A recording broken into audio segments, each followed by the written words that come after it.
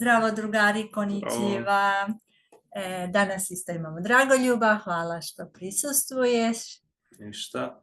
Evo, samo da pogledamo. Danas imamo malo od Miyazakija, jako poznatog Miyazakija. Sigurno sam da vi svi anime fanovi znate Miyazakija. Dobio je brojne nagrade. Ovo je jedno od njegovih, pa nije baš možda prvo delo, ali je dosta od prije. Zove se Totoro, priča o ekologiji, mislim da je značajno i današnjoj Srbiji, kad govorimo o litijum i tako tim stvarima. Znači imamo priču između Satsuki, dve sestre, Satsuki koja je starija malo i Mei koja je možda oko 3 do 4 godine, tako nešto, i sa njihovom bakom, i one su u vrtu i jedu povrće, krastavice, paradajzi, tako nešto baš sad ljeti. Znači Totoro anime imate, piše Nihon no anime. Znači Mei koju vidite na slici, vidjet ćete bolje samo za par sekundi, evo tu je. Znači ona zove baku, sad ne znam u priči da li je baš bukvalno njena baka ili je baka onako u selu kao komšinica, no nije važno, ista je riječ, obaćan. Obaćan. Hvala, ok. I onda obaćan kaže, zove da je kao dođe ovamo, pošto su u toj njivi ima i kukuruz i tako tim stvarima, pa je teško vidjeti. Ona kaže koci da je o. Koči da jo. Ok, znači this way ili kad dođe u ovom pravcu. Onda oni gledaju kukuruz i govore da je baš onako perfektna sezona ili perfektan dan da jedu taj kukuruz, da je baš sazrio. Znači, koreva ima ga tabe goroda. Koreva ima ga tabe goroda. Ok, perfekt. Onda imamo broj 4. Obaćano hatake te takara no yama mitai ne. Obaćan no hatake takara no yama mitai ne. Ok, perfekt.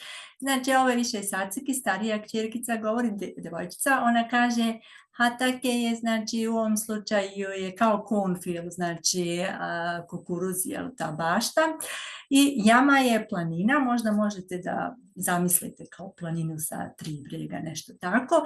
Takara, imali smo možda takaramo ono prošli put, nešto tako kao blago, kad smo radili One Piece. Znači hatake te, ovo je više kao neka poza kad govori, znači ona kaže bako tvoja njiva od kukuruza je kao neko blago, kao da neko nešto specijalno, kao planina blaga. I onda poslije njihove berbe, onda baka kaže da se malo odmore. I onda kaže što je kao kad nekad kažete ili tako nešto, sa hitoyasumi. Sa hitoyasumi. Ok, great, znači short break, da se malo odmorimo. I onda su oni stavile povrće, znači krastavice, paradajzi, nešto još drugo što su našle u jedan mali potočić i to se lijepo ohladilo i onda su će malo da nešto pojedu, da gricnu, i onda broj 6 kaže yoku hiyasareteru yo. I onda kaže itadakimasu, što znači kad počnete da jedete. Znači yoku hiyasareteru yo itadakimasu.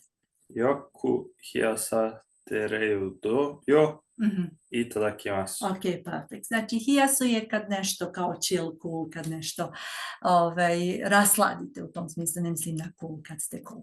I onda zadnja fraza koju možete da koristite, japanska kuhinja je kao i srpska jako dobrog ukusa, oishi, znači oishi kad je nešto dobar, ima ukus, onako ukusno, oishi, delicious izvali. Oishi. Ok, perfekt.